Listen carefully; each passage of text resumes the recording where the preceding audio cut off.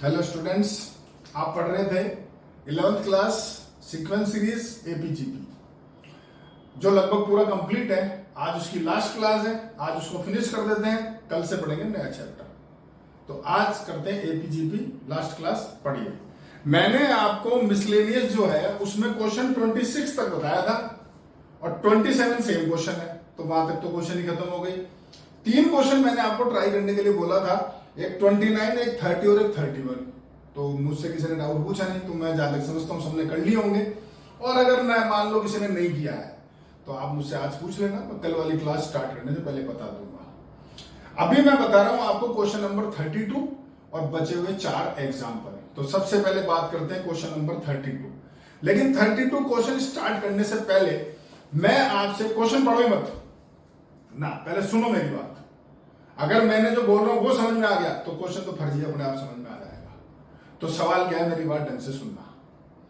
मैंने आपसे एक सिंपल क्वेश्चन पूछा, इस रूम को 5 जने 10 दिन में पेंट करते हैं।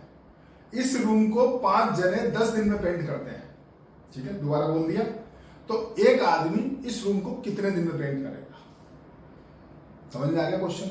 आप में से लगभग 70-80% बच्चों को मुंह से निकल रहा होगा 2। अभी सामने तो नहीं, देखो सामने तो बोल देते, लेकिन अभी तो वो मानेंगे तो नहीं। लेकिन फिर भी ये तो खुद के सोचने की बात है कि आप क्या आपके दिल से निकल रहा है वो आप भी जानते हो, मैं भी नहीं जानता। लेकिन मैं जब पूछता हूं किसी बच्चे से कि बेटे 5 आदमी इस रूम को 10 दिन में पेंट करते हैं, एक आदमी कितने दिन में करेगा? तो क्लास में मैक्सिमम बच्चे होते हैं सर 2 दिन। अरे क्या बोल रहा है, सोच तो सही। जब 5 आदमियों को इस रूम को पेंट करने में 10 दिन लग रहे हैं तो एक आदमी 2 दिन में कर लेगा, तो मैं बेवकूफ हूं 5 जनों को बुलाऊंगा, एक आदमी को बुला काम करा दूंगा ना? नहीं, एक आदमी को दिन लगेंगे 50। ये डिवाइड नहीं हो रहा, इनटू होगा। दोबारा बोल रहा हूं, 5 आदमियों को इस रूम को पेंट करने में लग रहे हैं 10 दिन, तो एक आदमी को कितने दिन लगेंगे? तो वो लगेंगे 50 दिन। 5 × 10। समझ में आ गया? ठीक है। अब दूसरा सवाल और सुनो। इस रूम को पेंट करना पहले दिन 4 जने। दूसरा क्वेश्चन है, पहले से लिंक मत करना। इस रूम को पेंट कर रहे हैं पहले दिन 4 जने, दूसरे दिन पेंट कर रहे हैं 3 जने, अगले दिन पेंट कर रहे हैं 2 जने, और अगले दिन पेंट कर रहा है 1 जना। ठीक है, दोबारा बोल देते हैं। पहले दिन कितने कर रहे हैं? 4 जने, दूसरे दिन 3, अगले दिन 2, अगले दिन 1। ठीक है, तो अब मैं चाहता हूं कि 4 दिन काम कराऊं, उससे बढ़िया मैं 1 दिन में काम खत्म करा दूं पूरा। तो मुझे कितने आदमी चाहिए? तो दिमाग लगाओ, मुझे आदमी चाहिए 10। क्यों? अरे पहले दिन 4 लगा रहा हूं, अगले दिन 3, फिर 2, फिर 1। अरे तो 1 दिन के अंदर सबका टोटल आदमी लगा देना यार काम करने के लिए। मतलब अगर 1 दिन में काम कराना चाहता हूं तो सब आदमी जितने उनका टोटल ले लो और 1 दिन लगा दो। यानी कितने आदमियों के 4 + 3 + 2 + 1, यानी 10 मैन को वर्क पे लगा दो तो 1 दिन में काम खत्म हो जाएगा। अब ये चीजें मैंने आपको क्यों समझाई है? इस क्वेश्चन के लिए सवाल पढ़िए क्या बोल रहा है। सवाल बोल रहा है 150 आदमी काम कर रहे हैं, पता नहीं कितने दिन, सम डेज 150 आदमी। अगर उसमें से 4 आदमी काम छोड़ के जाने लगे पर डे 4 आदमी काम छोड़ के जाने लगे, तो जो वर्क है उसको कंप्लीट होने में 8 दिन ज्यादा लग रहे हैं। तो बताओ कि पहले काम कितने दिन में खत्म हो रहा था? पढ़ लो क्वेश्चन, रीडिंग लगा देता हूं। 150 worker were engaged to finish a job in a certain number of days. 4 workers drop out on 2nd day, 4 more workers drop on 3rd day, and so on. It took 8 more days to finish the work. Find the number of days in which the work was completed. मैंने भी यही बोला था आपको। तो कैसे करूंगा देखो, क्वेश्चन करूंगा सर मैं कैसे? मैं ऐड करूंगा कि जो 150 वर्कर्स हैं उनको जो डेज लग रहे हैं वो लग रहे हैं X डेज में 150 वर्कर काम कर रहे हैं।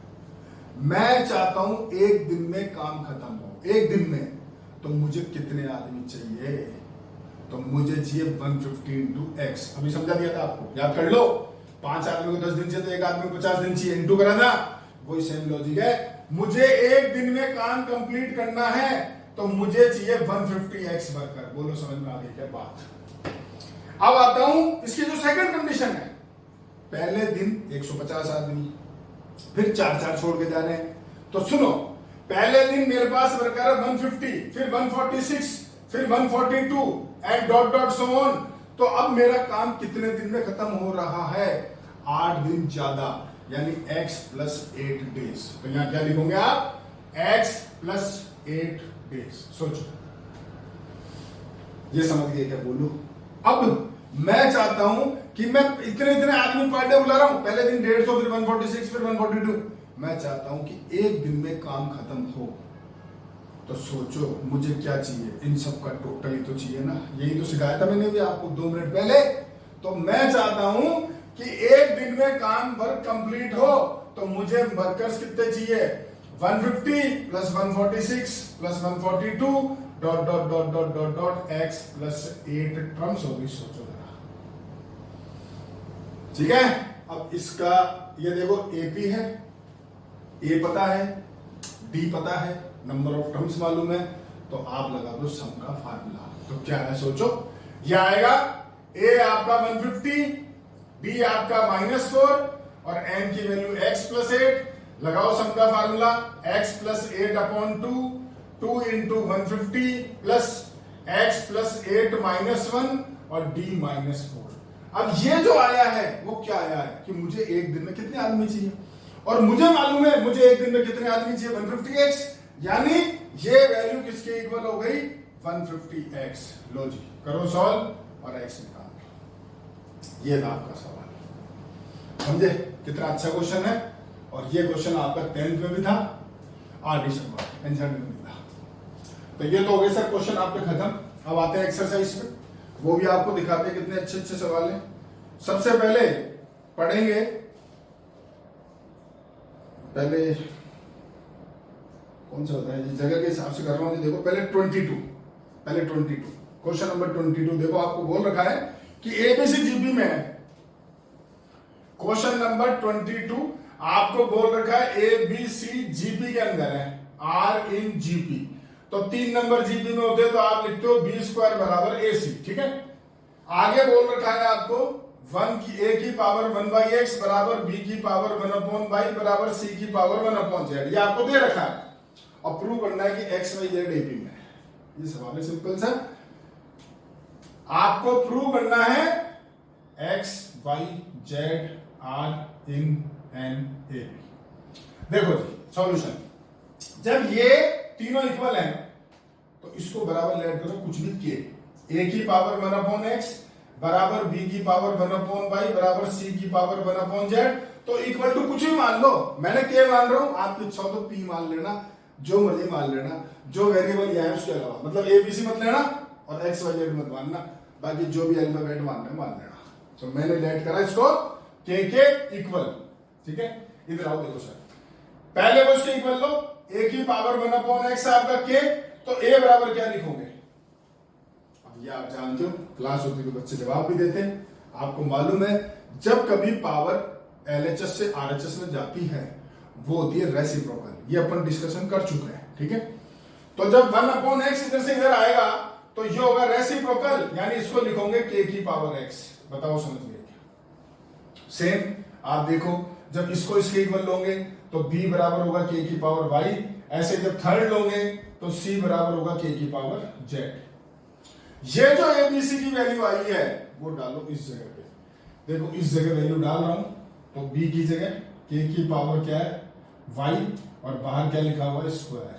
ये k की पावर क्या है ax, ये k की पावर क्या है z। देखो b की वैल्यू डाली, a की वैल्यू डाली, c की वैल्यू डाली, ये पावर होगी इनटू, तो k की पावर क्या हो गया 2y।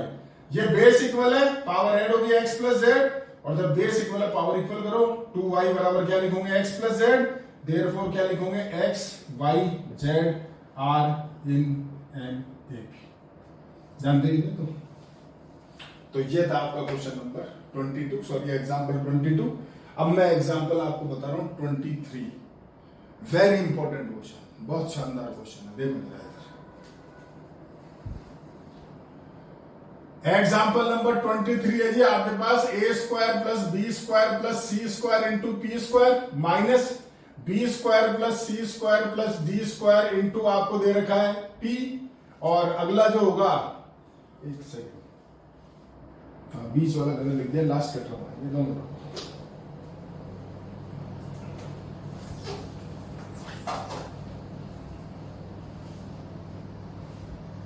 ये आपके पास है 2 times A B plus B C plus C D into P और प्लस आपको दे रखा B square plus C square plus D square less than equal to 0।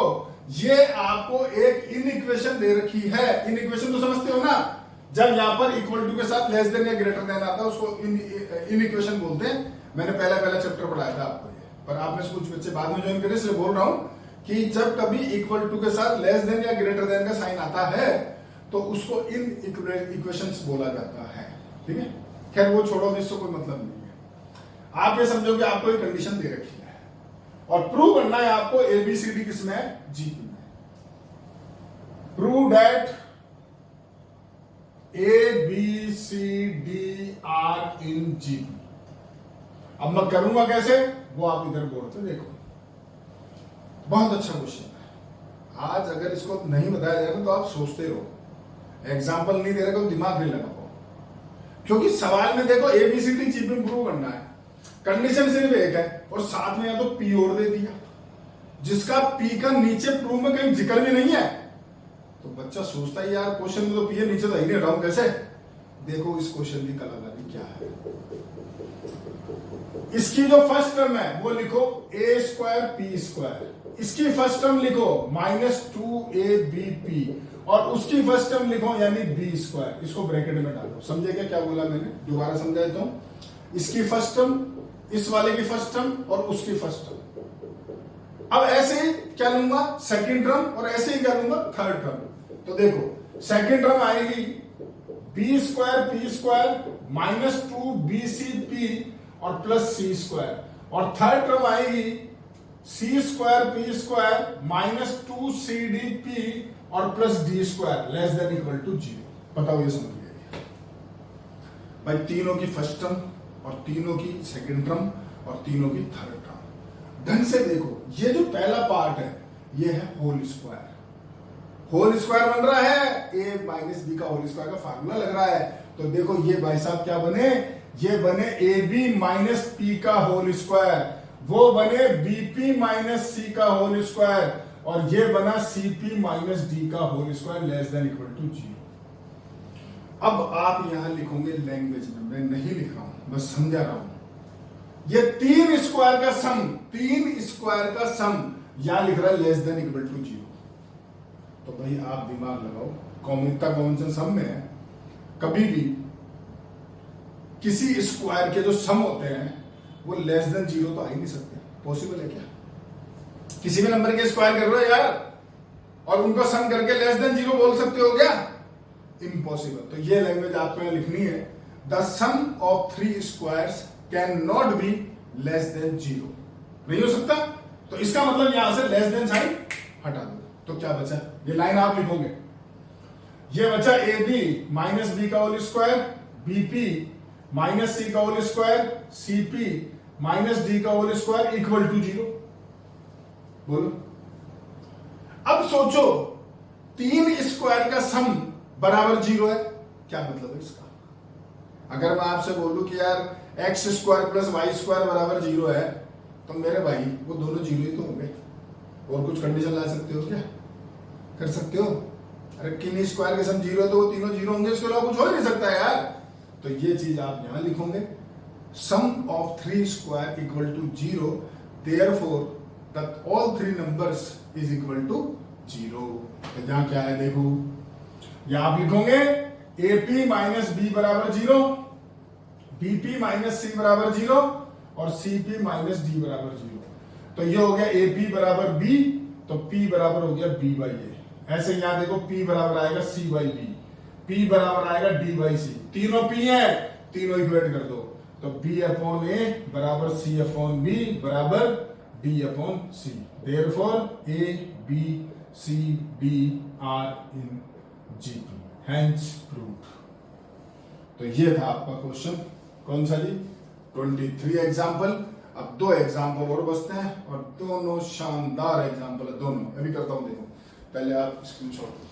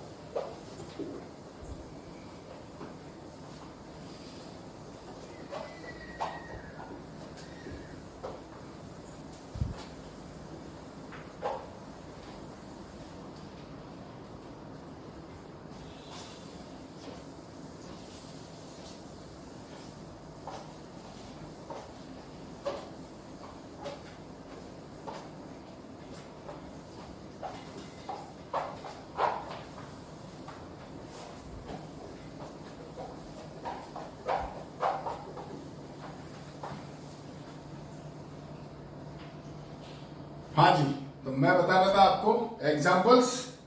तो अब एग्जाम्पल आते हैं, एग्जाम्पल नंबर 21, पढ़िए 21। एग्जाम्पल 21 आपको बोल रहा है P Q R S terms of an AP are in GP. मतलब समझे कि जो एपी की P Q R S term जो है, एपी की पी क्यू आर एस जो टर्म्स है ना, वो जीपी में है और नीचे आपको समथिंग प्रूव करना है। ठीक है, क्वेश्चन देखे वापिस से बता रहे हैं। एक एपी है जिसकी जो पी टर्म है, जिसकी क्यू टर्म है, जिसकी आर जो टर्म है और जिसकी एस जो टर्म है, ये जो चारों टर्म्स है ना, ये जीपी के अंदर है और आपको कुछ प्रूव करना है। तो सबसे पहले आप लिखना, let the first term of an AP be A and common difference is D, और वो लेना कैपिटल है, क्योंकि ये नहीं कैपिटल है या स्मॉल है कुछ ले सकते हो, क्योंकि इसमें दे नहीं रखा है। इसमें देखा स्मॉल है गिवन है पर वो नहीं है, तो स्मॉल ही मान लो, क्या मतलब है। तो टीपी हुआ, जब सोचो A plus P minus 1 into D, A plus Q minus 1 into D, A plus R minus 1 into D और A plus S minus 1 into D. ये तो आप समझ ही गए होंगे, इसमें तो मैं क्या समझाऊंगा। ये एपी की P Q R S term होती है। ठीक है, अब आपको बोल रखा है कि जो TP comma T Q comma T R और कॉमा टी एस जो है ना, ये चारों जो टर्म है आर इन जीपी, ये चारों टर्म जीपी में है और आपसे कुछ पूछा है। अब जो मैं आपको बताने जा रहा हूं ना, वो इतनी शानदार चीज है, मैं गारंटी दे रहा हूं आप में से एक को भी नहीं आती है। चीज कौन सी, 8वीं क्लास की, आती एक को भी नहीं है। 11वीं में पढ़ रहे हो सारे, बताऊंगा कि देख लेना। ये तो आप जानते हो, मैं ही जानता हूं, आपको मन जानेगा कि मैं सच बोल रहा हूं झूठ बोल रहा हूं। वो जब सुन रहे हो, जब वीडियो देखोगे तो आपका खुद का मन मानेगा कि यार मैंने पढ़ा है कि नहीं पढ़ा ये चीज। तो देखो मैं क्या बताने जा रहा हूं, बड़ी शानदार चीज है, बड़ी शानदार चीज है। ये चारों नंबर जीपी में, तो मैं ये लिख सकता हूं कि टीपी अपॉन टी क्यू बराबर T Q upon T R बराबर T R upon T S. सोचो भाई, आज ये 4 नंबर जीपी में होते तो आप ये लिखते हो ना, दिस अपॉन दिस बराबर दिस अपॉन दिस बराबर दिस अपॉन दिस। मैंने उल्टा लिखा है तो क्या फर्क पड़ता है उससे। अगर वैसे लिखते हो तो वो कॉमन रेशो होता है, मैंने उल्टा लिख दिया तो 1 अपॉन कॉमन रेशो हो गया, पर रूल तो लिखा तो जो वो तो सही है ना। अब मैं क्या करने जा रहा हूं देखना। शुरू की 2 टर्म उठाओ, टीपी अपॉन टी क्यू बराबर T Q upon T R equal to. अब जो मैं लिखने जा रहा हूं ना, पहले मैं उसका प्रूफ दूंगा, बाद में लिखूंगा, ऐसे नहीं लिखता मैं। भाई देखो, जब तक बच्चे को समझ में नहीं आया तो फिर फायदा क्या कुछ चीज का करने से। पहले प्रूफ लो फिर लिखेंगे क्या है। तो सुनो, कोई भी 2 नंबर रेशो में लिख लो, जो मन करे, पर सेम होना चाहिए दोनों। जैसे 10/4 तो इक्वल्स टू, आप जानते हो ये कितना 2.5 आ रहा है, तो मैं इसको लिख देता हूं यहां पर, कुछ और नंबर लो, ये 5/2, पर वो क्या सेम आ जाएगा, कुछ और लेते हैं यार। मैंने यहां लिखा 20/8 इक्वल्स टू 5/2, अब तो सही है भाई, देख लो ना, दोनों का रेशियो सेम है ना। तो अब मैं जो बताने जा रहा हूं उसको बोलते हैं प्रॉपर्टी। ये प्रॉपर्टी है आपके रेशियो की, और प्रॉपर्टी क्या है वो सुनो। अगर ऊपर इन दोनों को आप ऐड करना चाहते हो तो कर दो, तो नीचे भी ऐड करना पड़ेगा, और जो आ रहा है वो इस रेशियो पे इक्वल होगा। देखो पहले ऊपर दिखाते हैं, तो ऊपर हो गया, देखो दोनों ऐड करोगे 10 + 5, तो नीचे ऐड करा 4 + 2, सॉल्व कर लो इसको सॉल्व करोगे तो ऊपर 15 और नीचे आ गया 6। रेशियो काट के देख लो, इन तीनों रेशियो इक्वल आ रहे होंगे पक्का। तो जब इसको ऐड करते हैं ना तो उसको बोलते हैं एडोनेंडो। और ऐसे ही आप सब्ट्रैक्ट भी कर सकते हो, उसको बोलते हैं सब्ट्रैक्टोनेंडो। जैसे मैं यहां क्या कर रहा हूं, देखो नीचे वाले में मैंने ऊपर ऐड करा था, मैं नीचे कर रहा हूं सब्ट्रैक्ट, यानी 20 माइनस मैंने करा 5, तो नीचे मैंने करा 8 - 2, सॉल्व कर लो और देखो तीनों सेम आ रहे होते हैं। ऊपर उसको सॉल्व करो तो ये हो गया 15, ये हो गया 6, वही 5/2, चेक कर लो। तो मैंने क्या करा सब्ट्रैक्ट, तो इसको क्या बोलते हैं सब्ट्रैक्टोनेंडो। ऐड करते हो तो क्या बोलते हैं एडोनेंडो। ठीक है, मैं इस जगह पर प्रॉपर्टी लगाऊंगा सब्ट्रैक्टोनेंडो। मेरी बात सुनो, आपकी बुक वाला भी वही कर रहा है, लेकिन वो जो प्रॉपर्टी है ना वो समझदार है, वो आपसे पूछ रहा है वाई, बताना तो चाहिए उसको, पूछ रहा है आपसे आप बताओ वाई। अरे भाई तू समझा, उनको हमें तो पता ही नहीं, हम तो जानते ही नहीं है। अब मैं माइनस ही क्यों कर रहा हूं, बात ही आती है भैया, तो प्लस ही तो होता है। तो बच्चा बोला सर मैं तो एडोनेंडो करूंगा, आप सब्ट्रैक्टोनेंडो क्यों कर रहे हो, बताता हूं क्यों कर रहा हूं। क्योंकि जो प्रूव करना है ना उसमें देखो लिखा है P - Q, Q - R, R - P, ऐसे लिखा है, माइनस लिखा है, वहां प्लस नहीं लिखा है, और वो सब्ट्रैक्टोनेंडो यानी माइनस करूंगा तो ही आएगा, दिखाता हूं। यहां लिखना यूजिंग सब्ट्रैक्टोनेंडो, तो ऊपर हो गया TP - TQ और नीचे TQ - TR। अब इसको करते हैं सॉल्व।